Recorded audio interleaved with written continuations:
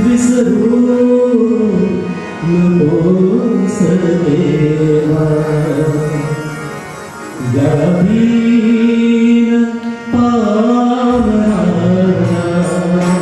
विसरू नकोस देवा यादीन पामरा विसरू नकोस देवा तू वैभवाने जेव्हा येशील येशुदेवा तू वैभवाने जेव्हा येशील येशुदेवा यादीन पामरा विसरू नकोस देवा यादीन पामरा विसरू नकोस देवा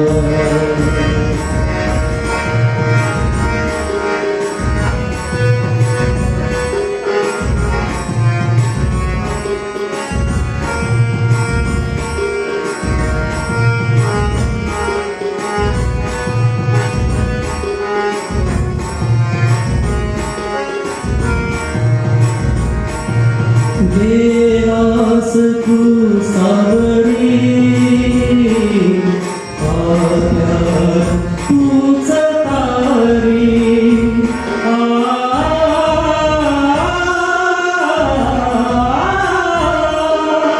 देवास तू सावरी आत्या तूच तारी तुझी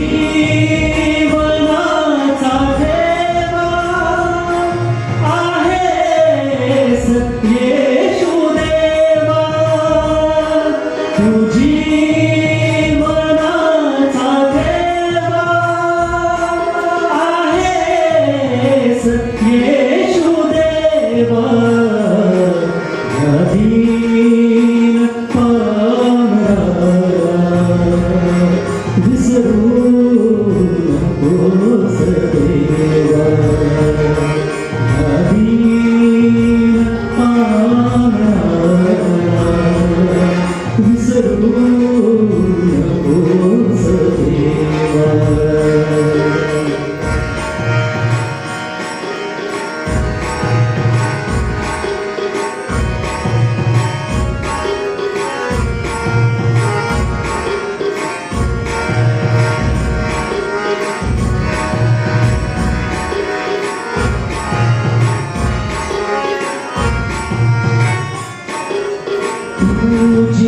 जीवनाचा झरा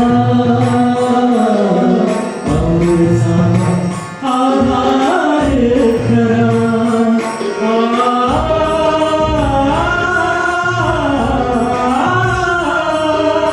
तू जीवनाचा झरा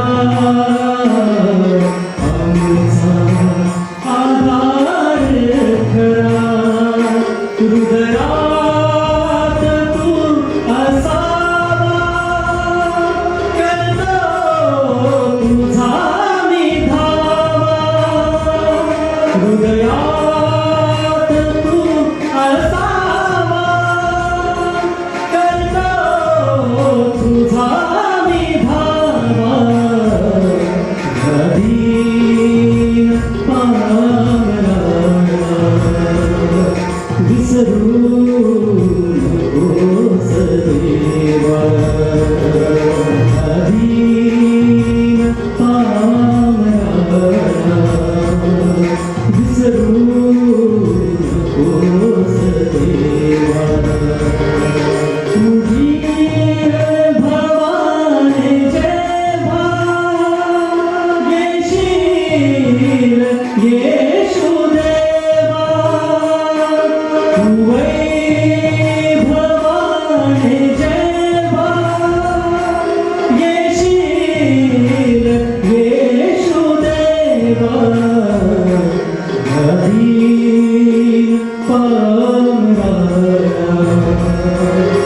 विसरू नकोस देवा गादीन पामरा विसरू नकोस देवा गादीन पामरा विसरू नकोस देवा.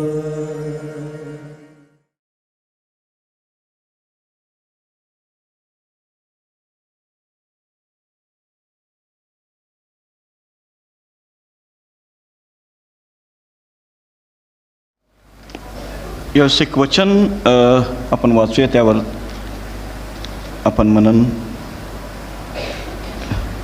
करणार आहोत.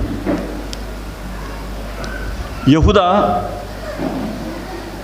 याचा पुस्तक आहे, त्यातील एकच वचन आहे. हेच वचन आपण वाचूया. 24 वचन, 24-25. यहुदा,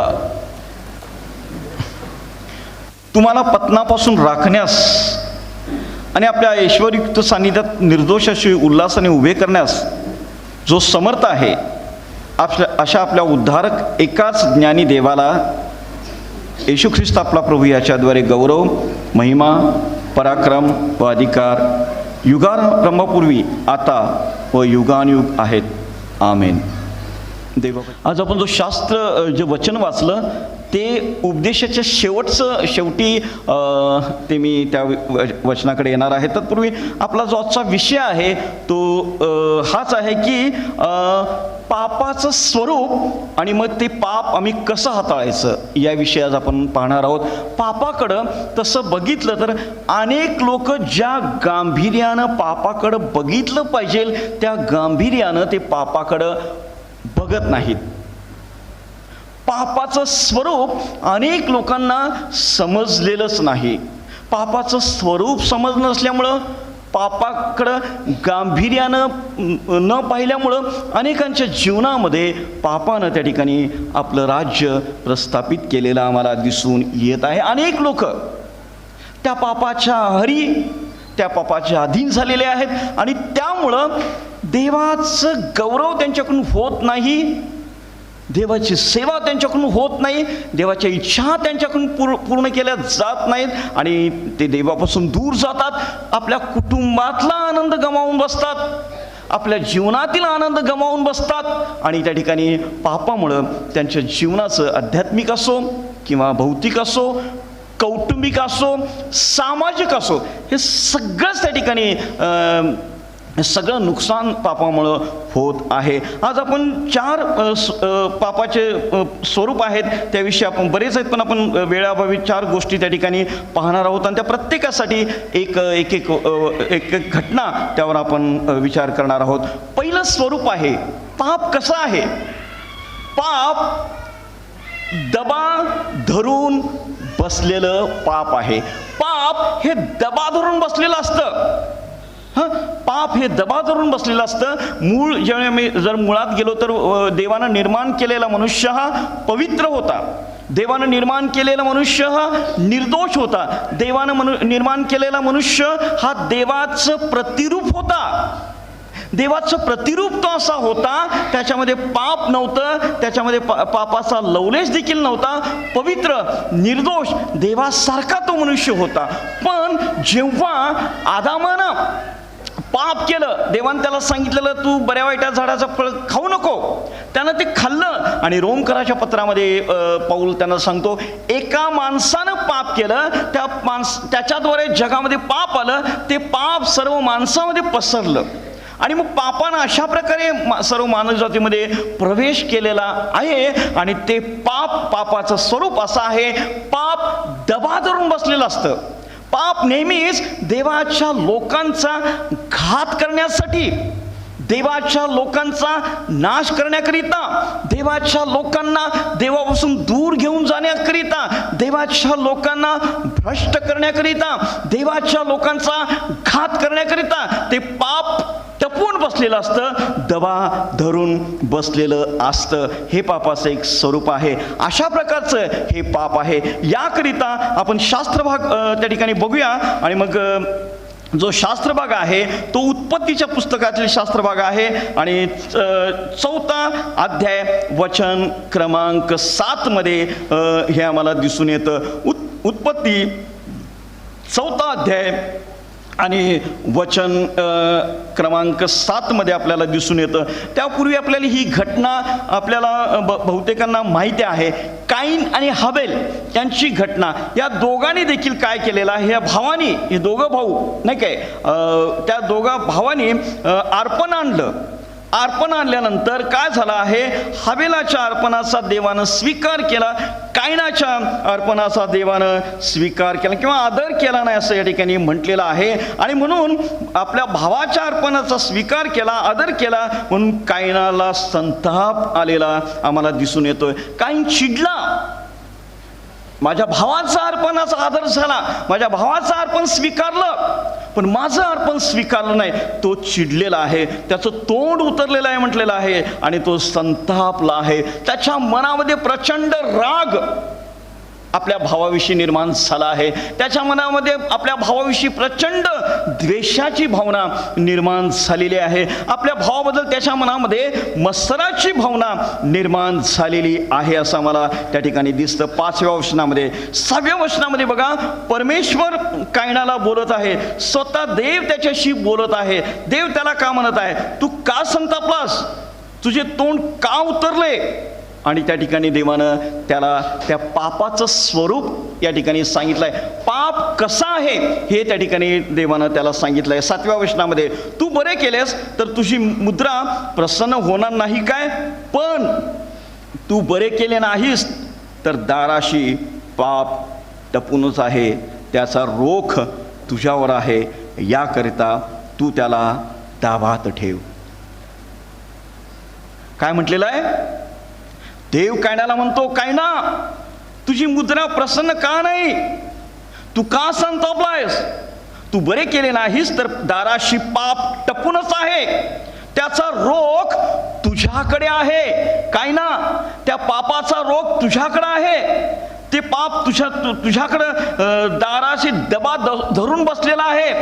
कायना तुझ्या संतापावर तू जर नाही विजय मिळवला, तुझ्या संतापाला तू नाही ताब्यात ठेवलं, तुझ्या संताप या पापाला तू नाही नियंत्रणात ठेवलं, तुझं संताप हे पाप तुझ्यापासून तू दूर नाही केलं, तर ते पाप टपून बसलेलं आहे. ते पाप तुझ्या दाराशी दबा धरून बसलेला आहे. ते पाप त्या ठिकाणी तुझा नाश करेल, हेच देवाला त्याला सांगायचं आहे. आणि हे कायनाच्या जीवनामध्ये ते घडलं. आणि आज देखील अनेक अगदी त्यावेळपासून आत्तापर्यंत हे पाप आपलं कार्य करत आहे. पाप दाराशी टपून बसलेला आहे. पाप लोकांच्या दाराशी दबा धरून बसलेला आहे. पाप घात करण्यासाठी पापाचा रोख हा देवाच्या निवडलेल्या लोकांच्यावर आहे. देवाच्या प्रिय लोकांच्यावर त्याच्या पापाचा रोख आहे. आणि अनेक लोकांच्यावर देखील पापाचा रोख आहे. पाप दबा धरून बसलेला आहे. आणि कायनाला देवानं काय सांगितलं, त्या पाप तुझ्यावर टपून बसलेला आहे, पण कायना तू त्याला दाबात ठेव, तू त्याला दाबात ठेव. पण कायनानं देवानं त्याला त्या पापाचं स्वरूप सांगितलं होतं. देवानं त्या पाप काय करणार हे देखील सांगितलं होतं, पण कायनानं दुर्लक्ष केलेलं आहे. आणि कायनानं जे करायचं त्यानं केलं. 8व्या वचनामध्ये आम्ही पाहतो, कायनाने त्याचा भाऊ हबेल याच्याशी बोलणेच झाले आणि त्याने असे झाले आणि शेतात कायनाने आपल्या भाऊ याच्यावर चालून जाऊन त्याला ठार केले.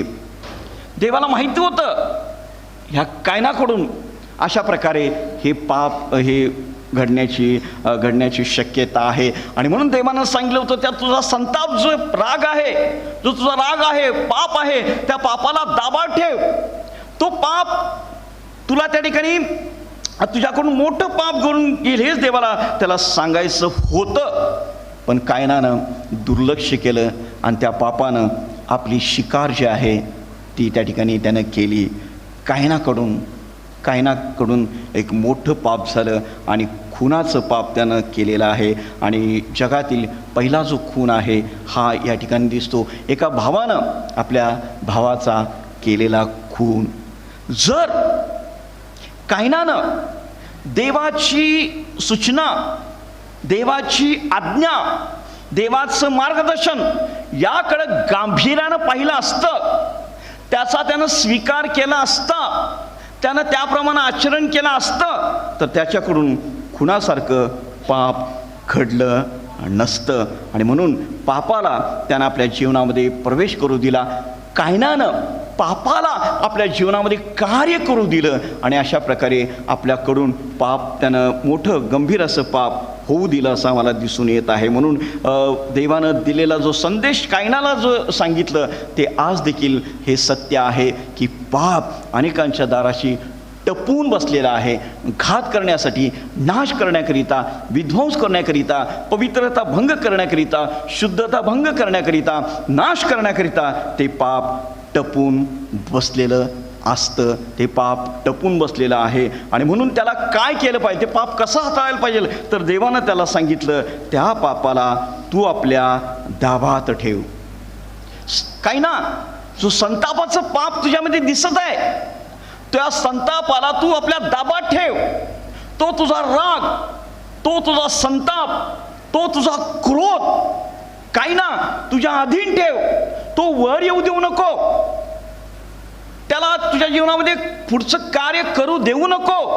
त्या पापाला तू दाबात ठेव असं या ठिकाणी कायनाला देवानं सांगितलं आहे. आणि आज देखील तोच देखील हेच संदेश तुम्हाला आणि मला देखील आहे. देव कायनाला म्हणत आहे, तू बरे केले नाहीस तर दाराशी पाप टपून आहे, त्याचा रोग तुझ्यावर आहे, त्याकरिता तू त्याला दाबात ठेव. आज हे वचन तुम्हाला आणि मला बोध करणार आहे. आज हे वचन तुम्हाला आणि मला देखील हेच सांगत आहे, तू बरे कर. दाराशी पाप टपूनच आहे, त्याचा रोग तुझ्यावर आहे, याकरिता तू त्याला दाबात ठेव.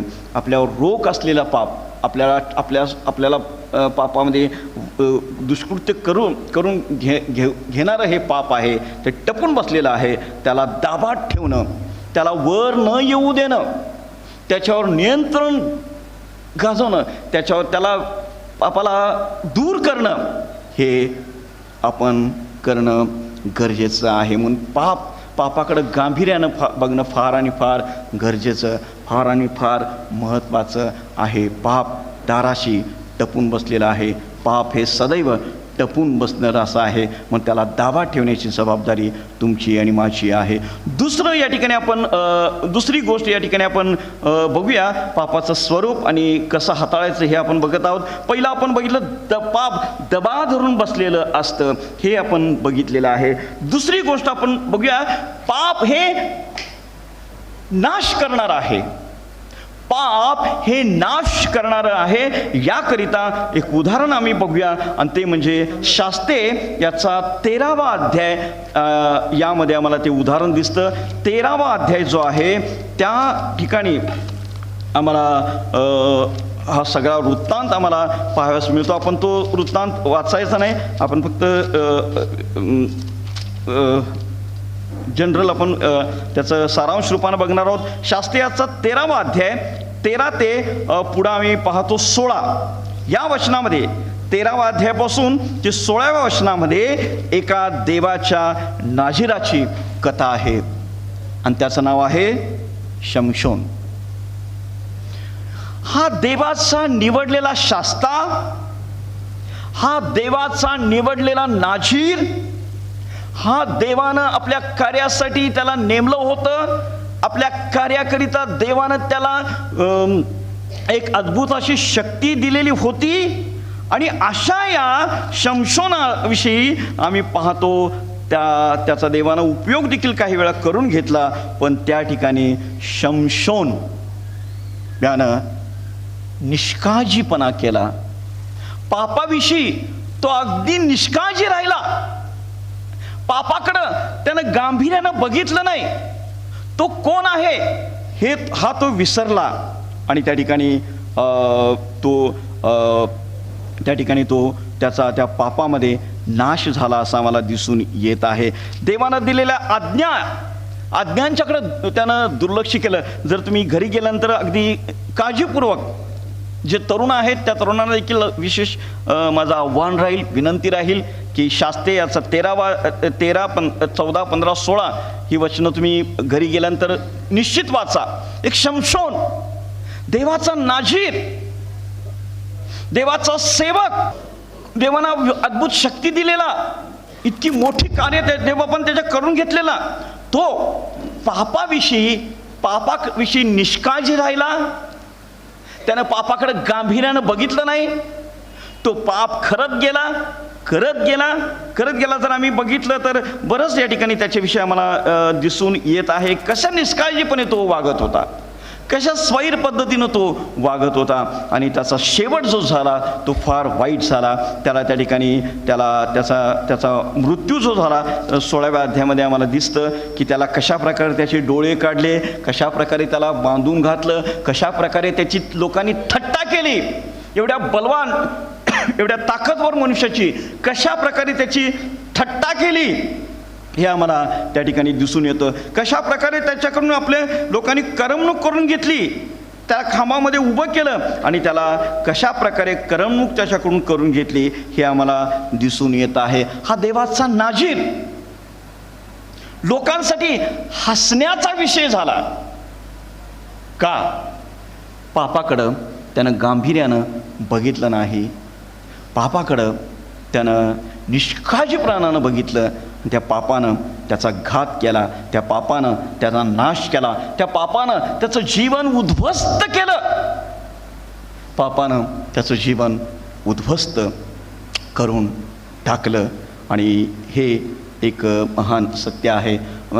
एका तरुणाचं उदाहरण मी देईनच, फार महत्त्वाचं आहे. ते खूप चांगला तरुण, वाजवण्यासाठी एक नंबर, गाणी लिहिणं, गाणी रचणं, स्वतः लिहिणं, खूप चांगला तरुण. एक दिवस तर तो असा म्हटला की मी पूर्ण वेळ सेवेलाच येणार, असं तो तरुण म्हटला. पण कालांतरानं तो देवापासून दूर गेला आणि तो त्यानंतर तो नास्तिक बनला, पूर्ण नास्तिक बनला.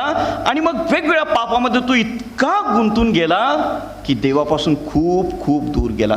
नास्तिक बनला, पापामध्ये गुरफटत गेला आणि तो देवापासून दूर गेला.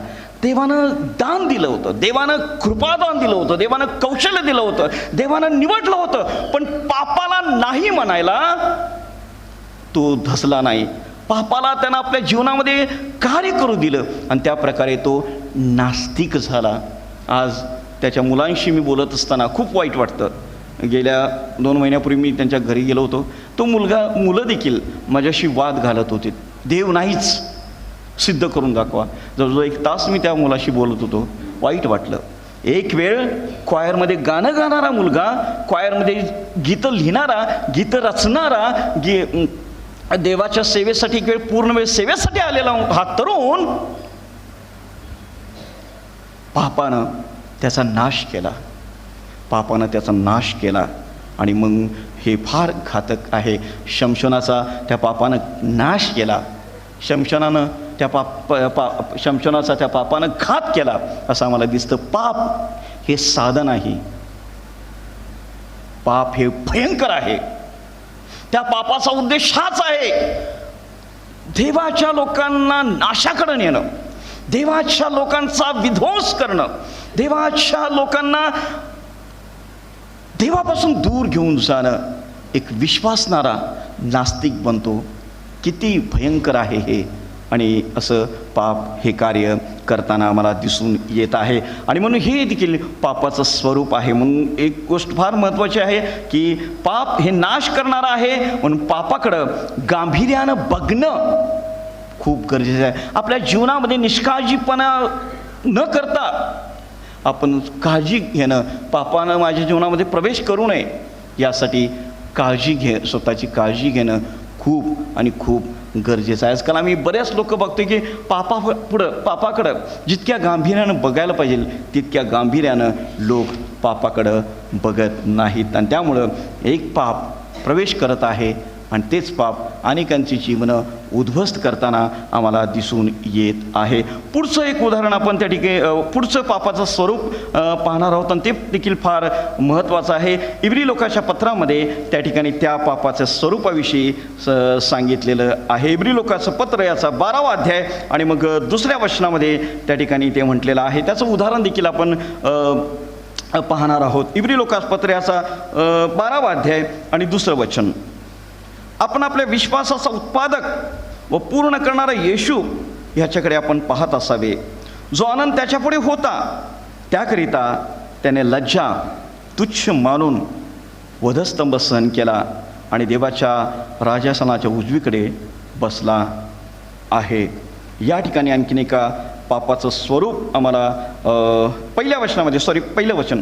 तर मग आपण एवढ्या मोठ्या साक्षीरूपी मेघाने वेढलेले आहोत म्हणून आपणही सर्व भार व सहज गुंतवणारे पाप टाकून आपल्या नेमून दिलेल्या धावेवरून धीराने धावावे. या ठिकाणी देखील पापाचं स्वरूप, पाप काय करतं याविषयी सांगितलेलं आहे. पाप हे सहज गुंतवणारं पाप आहे. पाप एखाद्या व्यक्तीला सहजरित्या पापामध्ये, वाईट कृत्यामध्ये, दुष्कृत्यामध्ये पाप हे त्याला गुंतवून ठेवू शकतं, त्याला गुरफटवून ठेवू शकतं. त्या ठिकाणी त्या व्यक्तीला त्या पापामध्ये अडकवून ठेवू शकतं. कसं म्हटलेलं आहे, अगदी सहजरित्या पाप देवाच्या निवडलेल्या काही लोकांच्या जीवनामध्ये देखील अशा प्रकारे त्याला सहजरित्या त्या पापामध्ये, त्या वाईट कर्मामध्ये ते गुंतवून टाकू शकतं. म्हणून तिसरं जे स्वरूप आहे, सहज गुंतवणारे पाप. सहजरित्या हे पाप माणसाला दुष्कर्मामध्ये, सहजरित्या हे पाप माणसाला वाईट कृत्यामध्ये, सहजरित्या हे पाप माणसाला एखाद्या भयंकर कृत्यामध्ये गुंतवून ठेवू, त्याला सहजरित्या त्याचा माणसाचा पराभव करून त्या पापामध्ये त्याला गुंतवून, त्या पापामध्ये त्याला गुरफटवून, त्या पापामध्ये त्याला अडकवून टाकू शकतं असं या ठिकाणी म्हटलेलं आहे. आणि त्याचं उदाहरण आपल्या सर्वांच्या परिचयाचं ते उदाहरण आहे. आणि मग ते उदाहरण आम्हाला दिसतं की दाविदाचं उदाहरण आम्ही पाहू शकतो. दुसरे शमूएल याचा 11वा अध्याय यामध्ये ते आम्हाला दिसून येतं. दुसरे शमूएल अध्याय क्रमांक 11 आम्हाला हे दिसून येतं. आपण ते वाचूया आणि मग त्याच्याविषयी थोडंसं विस्तृतपणे पाहण्याचा आपण प्रयत्न करूया. दाविदानं केलेलं हे पाप, दाविदानं असं म्हटलेलं आहे. पुढच्या काही एका पुस्तकामध्ये मला ते नेमकं वचन आता आठवत नाही. असं म्हटलेलं आहे, उरिया हित्तीचं प्रकरण खेरीज करून दावीद आपल्या देवाच्या वचनापासून कधीही तो दूर गेला नाही. दाविदाच्या जीवनामध्ये एक हे पाप इतकं भयंकर घडलं, त्या पापामुळं दाविदाची पूर्ण बदनामी झाली. आणि आज त्याच पापाचा अनेक लोक आणि विशेषतः सैतान जो आहे, या पापाचा देवाच्या लोकांसाठी दुरुपयोग करत आहे. अनेक लोकांनी या पापाची ढाल केली आहे. सहज म्हणतात दाविदाने इतकी पाप केली, इतकी नाही, एकच पाप त्यानं केलं. वचन सांगत आहे, दावीद पडला, दाविदानं पाप केलं, आम्ही तर कोण आहोत? दाविदाला देवानं क्षमा केली, आम्हाला देव क्षमा करणार नाही काय? या दाविदाच्या पापाची लोकांनी ढाल केली आहे. आपलं पाप लपवण्यासाठी, आपलं पापमय जीवन जगण्याकरिता आणि आपल्या पापाविषयी त्या ठिकाणी जेव्हा आम्ही बोललो जातं त्यावेळी पाप आपली अडवण्याकरिता ढाल लोकांनी केलेली या ठिकाणी दिसून येते. पण दाविदाच्या जीवनामध्ये दाविदानं हे एकच पाप केलं असं आम्हाला दिसतं. आणि सहज गुंतवणं आपण बघत आहोत की पापाचं स्वरूप काय आहे. पाप हे सहज एखाद्या व्यक्तीला गुंतवू शकतं असं आम्हाला हा विषय आपण पाहत आहोत. आणि मग त्याकरिता दाविदाचं उदाहरण दुसरे शमूएल 11वा अध्याय आपण जर पूर्ण घरी गेल्यानंतर आपण वाचू शकतो, पण पहिली 2 वचनं आपण वाचूया. असं म्हटलेलं आहे, राजे लोक युद्धाच्या मोहिमेत जातात त्यावेळी वर्षारंभी दाविदाने यवाबाला व त्याच्याबरोबर त्याच्या नोकरचाकरांना व सर्व इस्रायल लोकांना पाठवले. त्याने अमोनांचा संहार करून राब्बा नगरास वेढा दिला. पण दावीद यरूशलेमेत राहिला. संध्याकाळच्या वेळी दावीद पलंगावरून उठून राजमंदिराच्या गच्चीवर जाऊन फिरू लागला. तेव्हा एक स्त्री स्नान करताना त्याने तिथून पाहिली. ती स्त्री दिसायला फार सुंदर होती. आणि मग ती बतशेबा हिच्याविषयी म्हटलेलं आहे. दाविदानं काय करणं गरजेचं होतं? आपण बऱ्याचदा यावर संदेश ऐकलेला आहे. बरेच संदेश आपण यावेळी ऐकलेले आहेत. आणि मग विस्तृत न बोलता मी थोडक्यात सांगेन. काय म्हटलेलं आहे? राजे लोक त्यावेळी युद्धाच्या मोहीमेवर जात होते. दाविदानं युद्धाला जाणं अपेक्षित होतं, गरजेचं होतं. पण दावीद घरीच राहिला. आणि मग त्या ठिकाणी संध्याकाळी तो सहजरित्या आपल्या गच्चीवर फिरत होता. तेव्हा त्याला एक स्त्री दिसली. आणि त्याच ठिकाणी त्या सहज गुंतवणाऱ्या पापानं त्याला गुंतवलं. त्या पापामध्ये त्याला गुंतवून टाकलं. आणि दाविदाकडून व्यभिचारासारखं पाप घडलं. दाविदाकडून त्यानंतर खुनासारखं पाप घडलं. खुनासारखं पाप दाविदाकडून घडलं. सहजरित्या त्या पापानं त्याला गुंतवून टाकलं. सहजरित्या त्या पापानं त्याला गुरफटून टाकलं. सहजरित्या तो व्यभिचाराच्या पापामध्ये अडकला. सहजरित्या तो पापामध्ये अडकला. आणि सहजरित्या त्यानं खुनाचं देखील पाप केलेलं आहे. पाप हे सहज गुंतवणारं पाप आहे. बऱ्याच व्यसन करणाऱ्या लोकांच्या विषयी मी एक शिक्षक होते. आणि त्यांना मी व्यसनमुक्ती केंद्रामध्ये पाठवलं होतं. आणि आता ते सर खूप चांगले आहेत. त्यांची इच्छा होती त्या पापातून सुटण्याची. त्यांच्यासाठी प्रार्थना देखील होत्या. खूप चांगले सर आहेत. ते मोठ्या शाळेत शिक्षक आहेत. त्यांना मी विचारलं, सर म्हटलं तुम्ही इतके उच्च शिक्षित आहात, एवढे टॅलेंट तुमच्यामध्ये आहेत, आणि मग तुम्ही कसं काय एवढ्या पापामध्ये गेला? ते सर इतके दारूच्या आहारी गेले होते. सकाळी ते दारूवाल्याला उठवायला जायचे. आणि नंतर शाळेत दारू पिऊन जायचे. आणि मग प्रिन्सिपलने देखील 1-2 वेळा त्यांना सूचना दिली. त्यानंतर त्यांना काढून टाकलं कामावरून. मग हे गौंड्याच्या हाताखाली कामाला जाऊ लागले. हॉटेलमध्ये वेटर म्हणून काम करू लागले. इतकं भयंकर त्यांची अवस्था झाली, दुरावस्था झाली. आणि मग मला आमच्या ज्या चर्चमध्ये मी तिथं काम करतो त्यांनी मला सांगितलं, सर आपल्यामध्ये असं एक टॅलेंटेड हे आहेत, त्यांना बघून आम्हाला वाईट वाटतंय.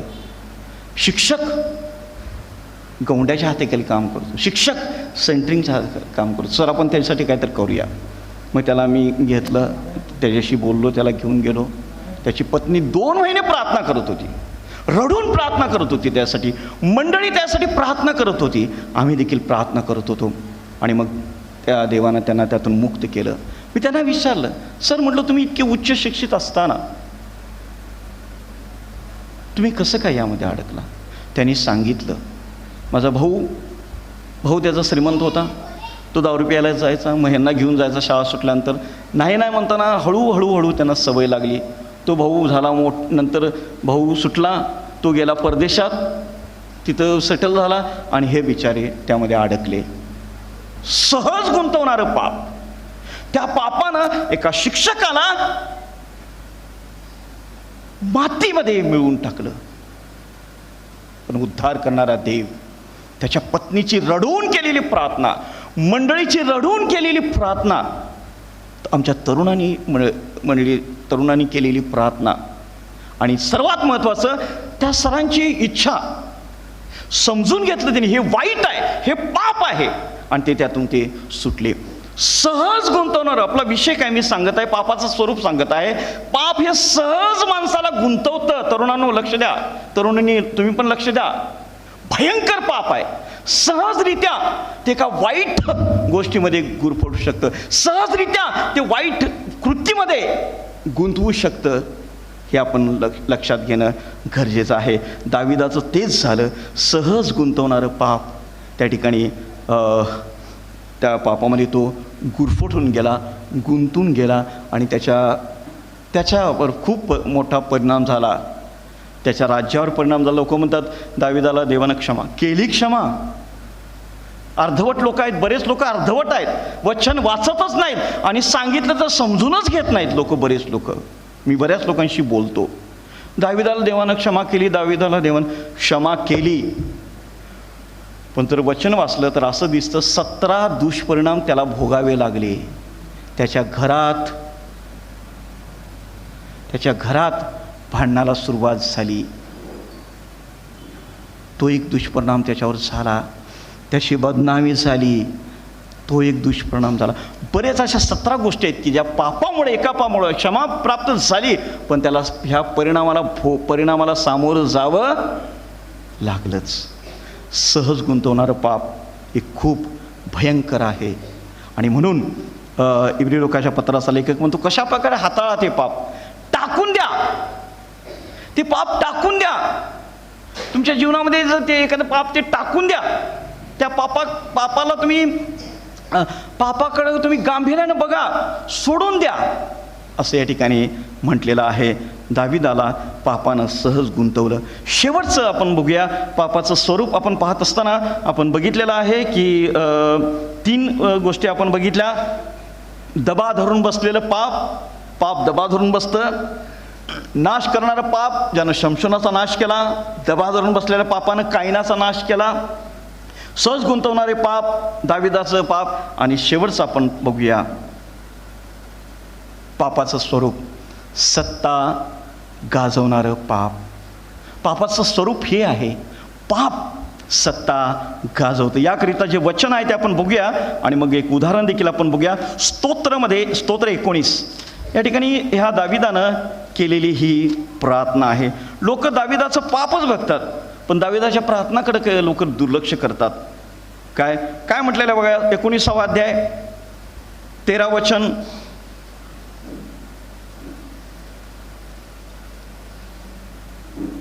तसेच ढिटाईने केलेलं स्तोत्र 19 वचन 13.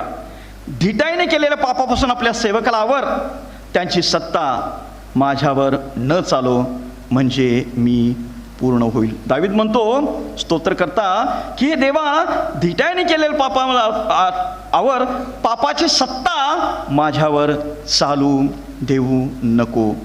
पाप हे, पापाचं स्वरूप हे आहे, पाप सत्ता गाजवणार आहे. पापाने एखाद्या व्यक्तीला जर त्याला गुरफटून टाकलं, पापानं एखाद्या व्यक्तीवर आपला रोख ठेवला, पापानं जर एखाद्या व्यक्तीला आपल्या ताब्यात घेतलं, तर ते पाप त्याच्यावर सत्ता गाजवतं, असं देवाचं वचन त्या ठिकाणी तुम्हाला आणि मला सांगत आहे. आणि त्याकरिता आपण बघूया 1 राजे 11वा अध्याय 6 ते 10 ही वचनं आपण बघूया. 1 राजे 11वा अध्याय 6 ते 10.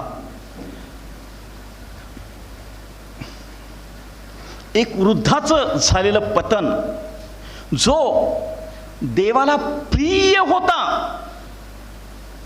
असं म्हटलेलं आहे. त्याच्या नावाचा अर्थ देवाला प्रिय होता, ज्याला देवानं निवडलेलं होतं, ज्याच्याकडून देवानं आपलं एक मोठं कार्य करून घेतलं होतं, देवाचं मंदिर बांधण्याचं कार्य करून घेतलं होतं. देवानं त्या राजाला सर्व बाजूनं स्वास्थ्य दिलं होतं. देवानं त्या राजाची भरभराट केलेली होती. देवानं त्याला जगातील सर्वश्रेष्ठ, सर्व ज्ञानी असं त्याला बनवलं होतं. त्यावेळेच्या जगामध्ये सर्वात ज्ञानी कोण होता, तर हा राजा होता.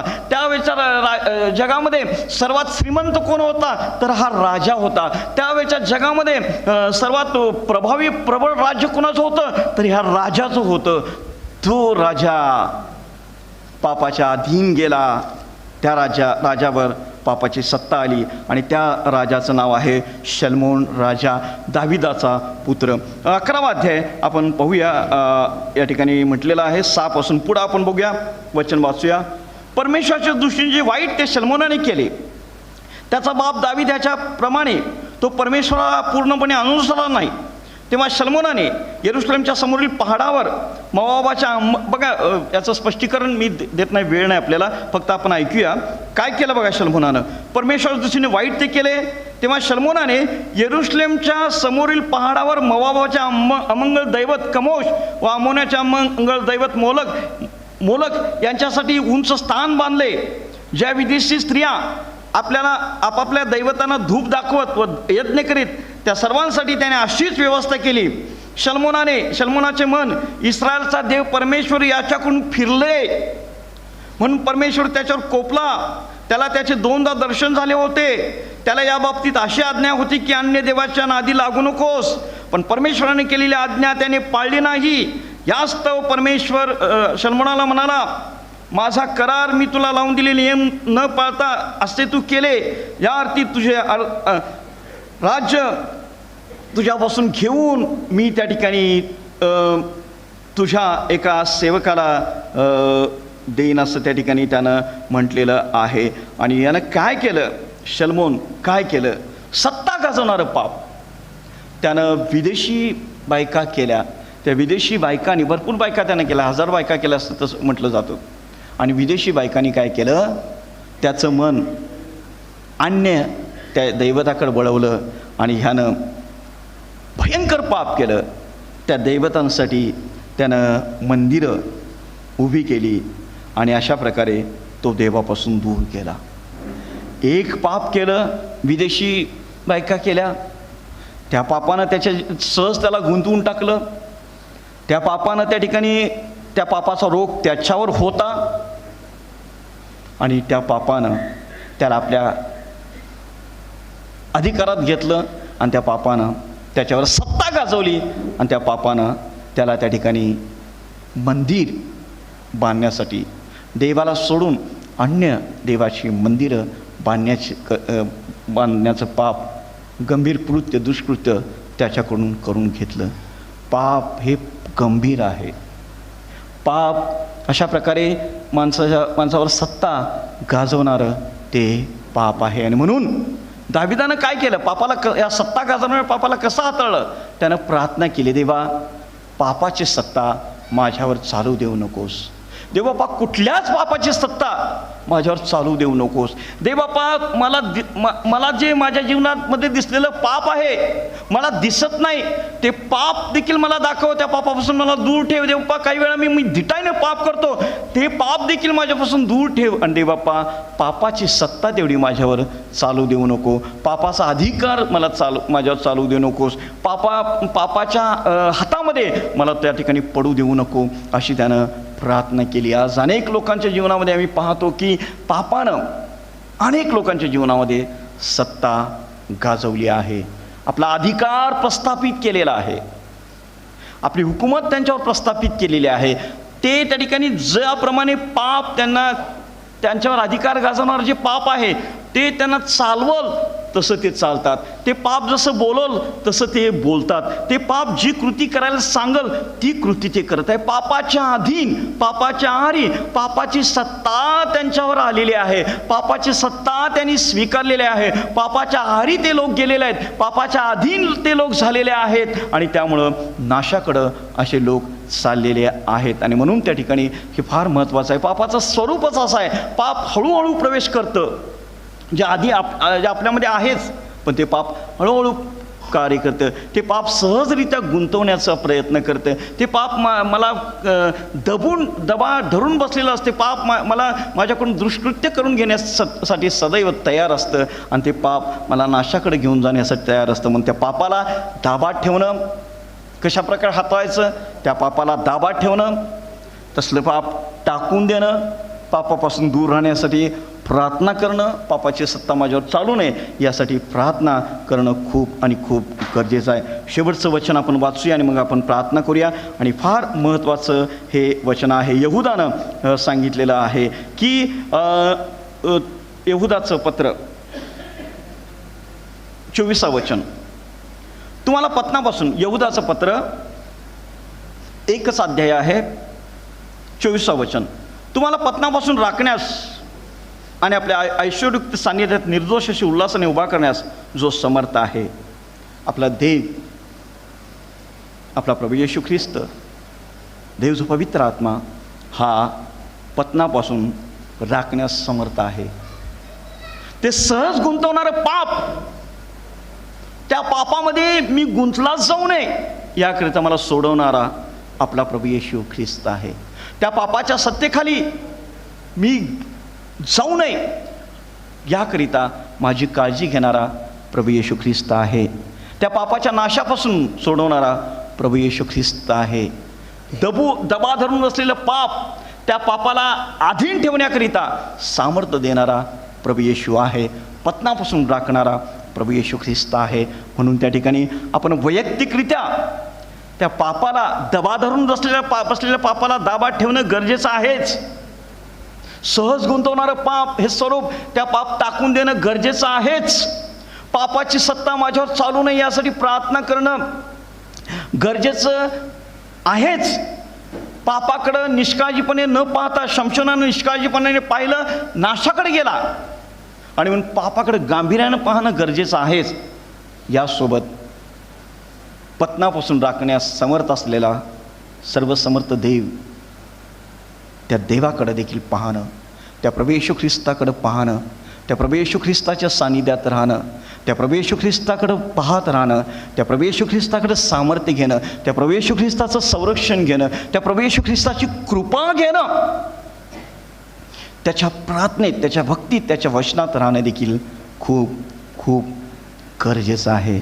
आपण असं करू तर पाप आमच्यावर सत्ता गाजवणार नाही. आम्ही असं करू, पाप आम्हाला सहज कुठल्याही गोष्टीमध्ये गुंतवून टाकणार नाही. पाप तुम्हाला आणि मला नाशाकडे घेऊन जाऊ शकणार नाही. दबा धरून बसलेल्या पापावर आम्ही निश्चितरित्या विजय मिळवू. स्वतःची इच्छा आणि देवाचं सहाय्य हे खूप आणि खूप गरजेचं आणि महत्त्वाचं आहे. म्हणून आजचं वचन, आजचं मननचिंतन देव आम्हा सर्वांसाठी आशीर्वादित करो. आणि पापावर विजय मिळवण्याकरिता, पापापासून दूर राहण्याकरिता, सहज गुंतवून पाप टाकून देण्याकरिता, पवित्रतेचं, निर्दोषतेचं, निष्कलंकतेचं जीवन जगण्याकरिता दैवबाप तुम्हाला आणि मला कृपा करो. प्रार्थना करूया.